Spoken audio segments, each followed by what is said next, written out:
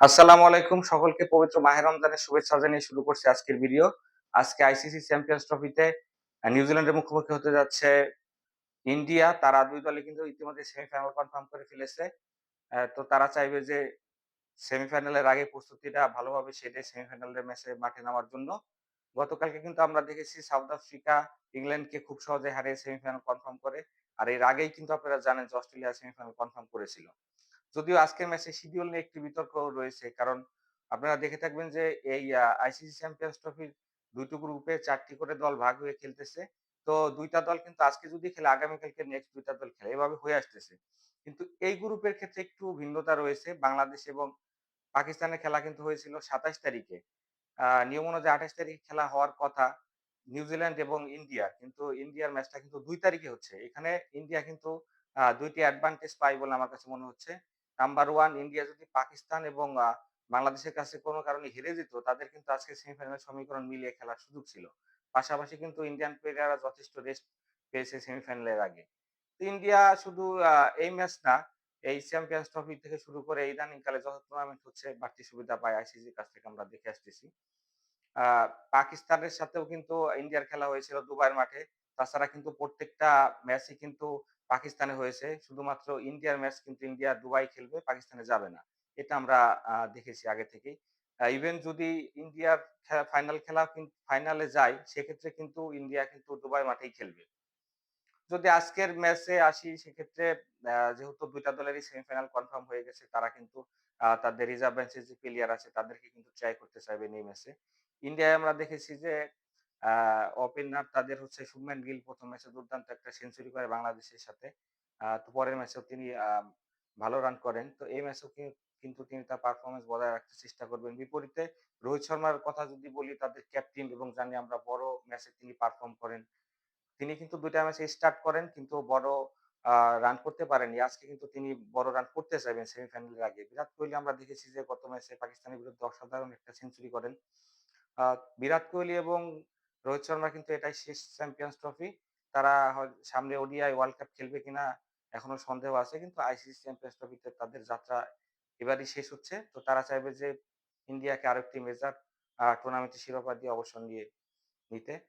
এর পাশাপাশি কিন্তু তাদের শ্রেয়াস আয়ার কিন্তু গত ম্যাচে 50 প্লাস স্কোর করেছে। তো তিনি আজকেও ভালো খেলার চেষ্টা করবেন।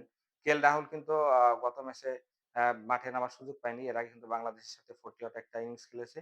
একই সাথে কিন্তু তাদের ঋষভ পান্টও রয়েছে উইকেট-রক্ষক ব্যাটসম্যান। এখন দেখা যাক আজকে কি ঋষভ পান্টের সুযোগ হয় কিনা ওয়েস্ট ইলেভেনে। পাশাপাশি কিন্তু তাদের হার্দিক পান্ডিয়া রয়েছে। আমরা জানি যে যথেষ্ট স্ট্রোক মেকার তিনি। পাশাপাশি মিড ওভারে কিন্তু তাদের উইকেট টেকার একজন বোলার। তো হার্দিক পান্ডিয়ার দিকেও কিন্তু ইন্ডিয়া তাকিয়ে থাকবে এই ম্যাচে। জাদেজা এবং হচ্ছে তাদের অক্ষর প্যাটেল ২ টা কিন্তু অলরাউন্ডার রয়েছে তাদের। তো তারা কিন্তু পর্যাপ্ত ব্যাটিং এর সুযোগ পায়নি। যেহেতু ২ টা ম্যাচ ইন্ডিয়া দাপটের সাথে উইন করছে। তো আজকের ম্যাচে তারা যদি সুযোগ পায় ভালো খেলার চেষ্টা করবে অবশ্যই। পাশাপাশি কিন্তু তাদের ওয়াশিংটন সুন্দর রয়েছে। বরুণ চক্রবর্তী কিন্তু বেঞ্চে বসেছিল। তো এই ম্যাচে কিন্তু ২ জনের একজন অবশ্যই ইন্ডিয়া মাঠে নামাবে। একই সাথে কিন্তু মোহাম্মদ শামি এবং হচ্ছে তাদের কিন্তু হার্ষিত রানা ১ম ২ টা ম্যাচে খেলে। আ ভালো পারফরম্যান্স করেছে ২ জনই। রিজার্ভ বেঞ্চে কিন্তু এখনো তাদের আর্শদীপ সিং রয়েছে। অবশ্যই আর্শদীপ সিং আজকের ম্যাচে খেলবেন। এখন দেখার বিষয় শামি না হার্ষিত রানার বদলে আর্শদীপ সিং খেলেন। এর পাশাপাশি যদি আমি নিউজিল্যান্ডের প্লেইং 11 টা নিয়ে একটু বিশ্লেষণ করি, সেখানে কিন্তু ডেভন কনওয়ে ২ টা ম্যাচেই আ রান করতে পারেনি। তিনি আজকের ম্যাচে অবশ্যই জ্বলে উঠতে চাইবেন। আ উইল ইয়াং কিন্তু ১ম ম্যাচে সেঞ্চুরি করেন কিন্তু পরের ম্যাচ কিন্তু বাংলাদেশের সাথে 0 রানে আউট হয়ে যায়। তিনিও কিন্তু আবার কামব্যাক করার চেষ্টা করবেন। পাশাপাশি তাদের বড় ভরসার নাম আমরা দেখেছি বরাবরই কিন্তু কেন উইলিয়ামসন। তিনি কিন্তু এই চ্যাম্পিয়ন্স ট্রফি ২ টা ম্যাচেই রান করতে পারেননি। তিনি কিন্তু সেমিফাইনালের আগে আজকে অবশ্যই জ্বলে উঠতে চাইবেন। এছাড়া কিন্তু তাদের রাসিন রবিনকে আমরা দেখেছি ড্যারেল মিচেলের বদলে গতদিন বাংলাদেশের সাথে খেলেছিল এবং অসাধারণ সেঞ্চুরিতে কিন্তু নিউজিল্যান্ডের জয়ের বন্দরে নিয়ে গিয়েছিল তিনি। তো তিনিও আজকে তার পারফরম্যান্সটা দিতে চাইবেন। পাশাপাশি গ্লেন ফিলিপস কিন্তু ১ম ম্যাচে হাফ সেঞ্চুরি করে, ২য় ম্যাচে 20 প্লাস একটা স্কোর করেন।